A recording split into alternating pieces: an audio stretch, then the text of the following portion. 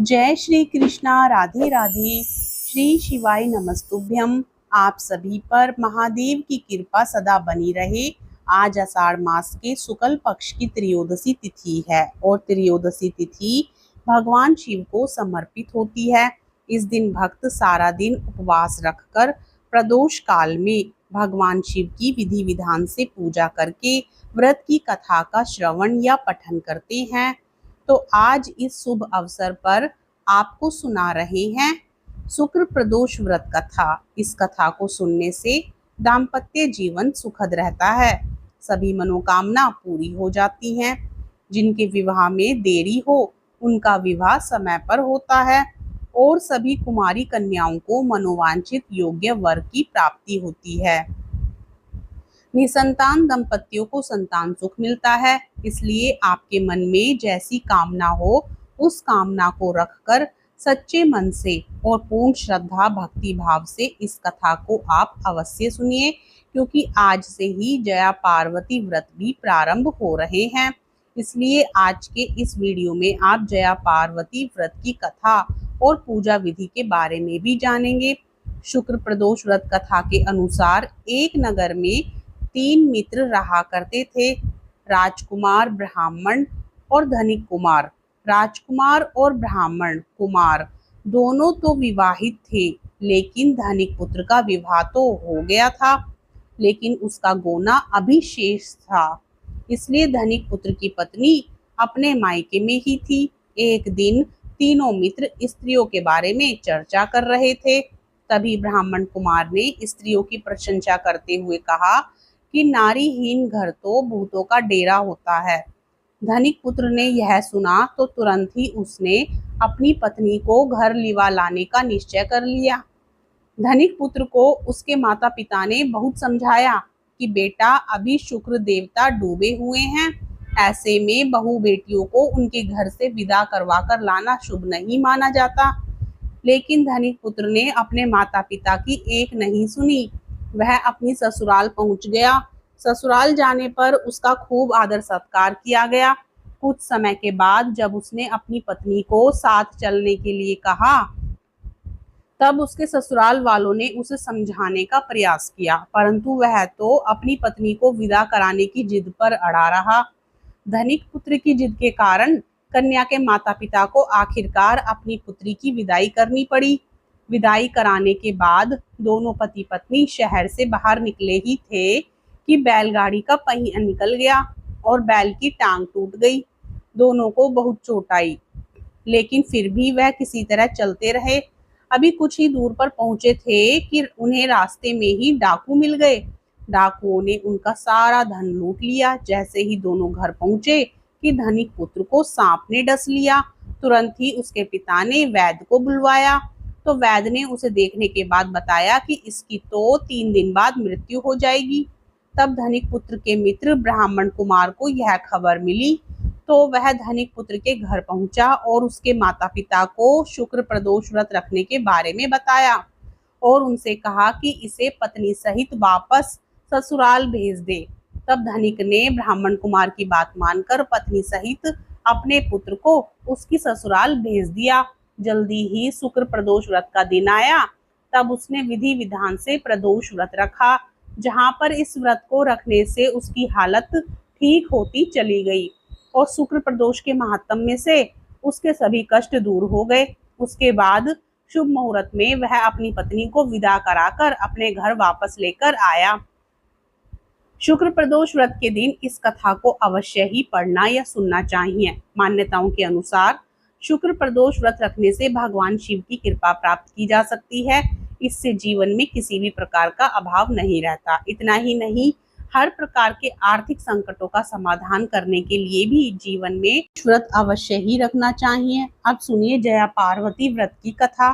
जया पार्वती व्रत माता पार्वती को समर्पित होता है, जिससे सुहागन स्त्रियां अपने सुहाग की लंबी आयु और अखंडता के लिए रखती हैं, जबकि कुंवारी कन्याएं सुयोग्य वर की प्राप्ति के लिए और निसंतान महिलाएं इस व्रत को संतान प्राप्ति के लिए रखती हैं। यह व्रत हर साल आषाढ़ मास के शुक्ल पक्ष की त्रयोदशी तिथि से प्रारंभ होकर सावन मास के कृष्ण पक्ष की तृतीया तिथि पर समाप्त होता है। साल 2024 में जया पार्वती व्रत शुक्रवार 19 जुलाई को रखा जाएगा। इस दिन माता पार्वती की पूजा करते समय व्रत की कथा को सुनना अत्यंत महत्वपूर्ण होता है। इस कथा को सुनने से माता पार्वती का आशीर्वाद मिलता है। जया पार्वती व्रत की पौराणिक कथा के अनुसार एक समय कोंडन नगर में वामन नाम का एक योग्य ब्राह्मण रहा करता था।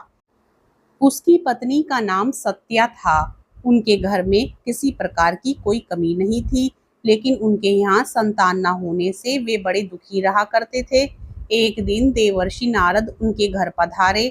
उन्होंने देवर्षि नारद की खूब सेवा की और फिर हाथ जोड़कर अपनी समस्या का, अपने दुख का समाधान पूछा। तब नारद जी ने उन्हें बताया कि तुम्हारे घर के बाहर जो वन है, उसके दक्षिण भाग में बेल वृक्ष के नीचे भगवान शिव माता पार्वती के साथ लिंग रूप में विराजित हैं। उनकी पूजा करने से तुम्हारी मनोकामना अवश्य ही पूरी होगी। तब ब्राह्मण दंपति ने उस शिवलिंग को ढूंढकर उसकी विधि विधान से पूजा अर्चना की। इस प्रकार पूजा करने का क्रम चलता रहा और 5 वर्ष बीत गए। एक दिन जब वह ब्राह्मण पूजन के लिए फल तोड़ रहे थे, तभी उन्हें किसी सांप ने डस लिया और वे वहीं जंगल में गिर गए। ब्राह्मण जब काफी देर तक घर नहीं लौटे, तो इधर उनकी पत्नी उन्हें ढूंढती हुई आई। पति को इस हाल में देखकर वह रोने लगी और उन्होंने वन देवता और माता पार्वती का स्मरण किया। ब्राह्मणी की पुकार सुनकर वन देवता और माता पार्वती चली आई और ब्राह्मण के मुख में अमृत डाल दिया, जिससे ब्राह्मण देवता उठ बैठे। तब ब्राह्मण दंपति ने माता पार्वती का पूजन किया। माता पार्वती ने उनकी पूजा से प्रसन्न होकर उन्हें वर मांगने के लिए कहा। तब दोनों ने संतान प्राप्ति की इच्छा व्यक्त की और फिर माता पार्वती ने उन्हें जया पार्वती व्रत करने की बात कही। आषाढ़ शुक्ल त्रयोदशी के दिन उस ब्राह्मण दंपति ने विधि पूर्वक माता पार्वती का यह व्रत किया, जिससे जल्दी ही उन्हें पुत्र की प्राप्ति हुई। जया पार्वती व्रत रखने वाली महिलाओं या कन्याओं को आषाढ़ शुक्ल त्रयोदशी के दिन ब्रह्म मुहूर्त में उठकर सभी कार्यों से निवृत्त होकर स्नान करना चाहिए। इसके बाद व्रत का संकल्प लेकर माता पार्वती का स्मरण करना चाहिए। घर के मंदिर में भगवान शिव और देवी पार्वती की मूर्ति या तस्वीर की स्थापना करनी चाहिए। घर पर पूजा करना संभव ना हो तो आसपास के शिव मंदिर में जाकर भी पूजा की जा सकती है।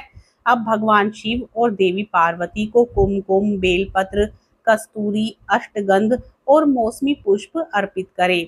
नारियल, अनार और सुहाग की अन्य सामग्री भी अर्पित करें। अब विधि पूर्वक षोडोपचार विधि से पूजन करें। माता पार्वती का स्मरण कर उनकी स्तुति करें। फिर माता पार्वती का ध्यान करके सुख, सौभाग्य और घर की शांति के लिए सच्चे मन से प्रार्थना कर अपने द्वारा हुई गलतियों की क्षमा मांगे। देवी पार्वती के मंत्र ओम नमः शिवाय मंत्र का अधिक से अधिक जाप करना चाहिए। कथा का श्रवण करें। कथा के बाद आरती करके पूजन संपन्न करें। ब्राह्मणों को भोजन करवाएं और इच्छानुसार दान दक्षिणा देकर चरण छूकर आशीर्वाद लेना चाहिए। इस व्रत में बालू या रेत का हाथी बनाया जाता है और उसकी पूजा की जाती है और फिर दिन भर उपवास रखने के बाद, रात्रि जागरण करने के बाद अगले दिन उसे नदी या जलाशय में विसर्जित किया जाता है। जो भी महिलाएं या कन्याएं इस व्रत को लगातार रखती हैं, उन्हें हर दिन ही बालू या रेत का हाथी बनाकर पूजा करनी चाहिए और अगले दिन उसका विसर्जन कर देना चाहिए। यह थी आज की वीडियो। अगर आप सभी भक्तजनों को आज की जानकारी अच्छी लगी हो तो वीडियो को लाइक करके चैनल को जरूर सब्सक्राइब करें। कमेंट बॉक्स में हर हर महादेव, जय पार्वती माता जरूर लिखें।